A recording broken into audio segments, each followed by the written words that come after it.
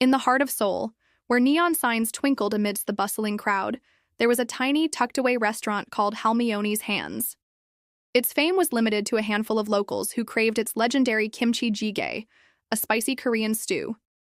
But its most ardent fan was none other than Choi Jae, the star quarterback of the Seoul Dragons, a football team whose brutal tackles and unwavering victories had made them a local sensation.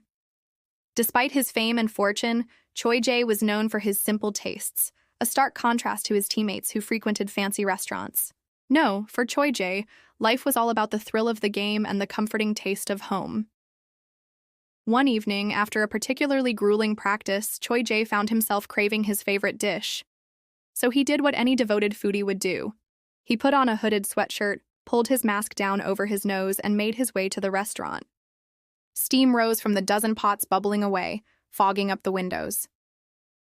Inside, Choi Jae found himself enveloped in a warmth that had little to do with the steam.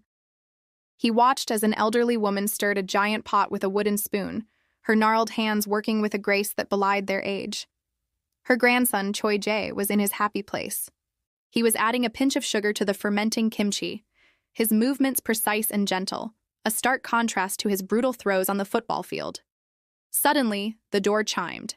In walked Park Mina, a young woman with a camera in hand, looking unimpressed and disinterested.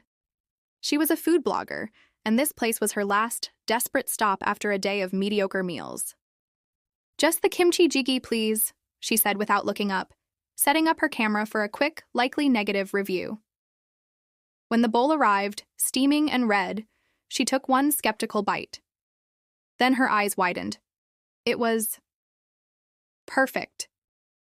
The depth of flavor, the perfect crunch of the cabbage, the complex tang and spice, it was unlike any kimchi jjigae she'd ever had. It tasted like home, but a home she'd only ever read about in culinary textbooks. She demanded to see the chef, expecting a tiny, wise Halmyeoni.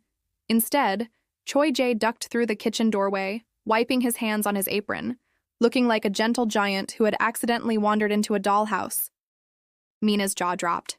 She recognized him instantly. "You? The Seoul Dragons quarterback? You made this?"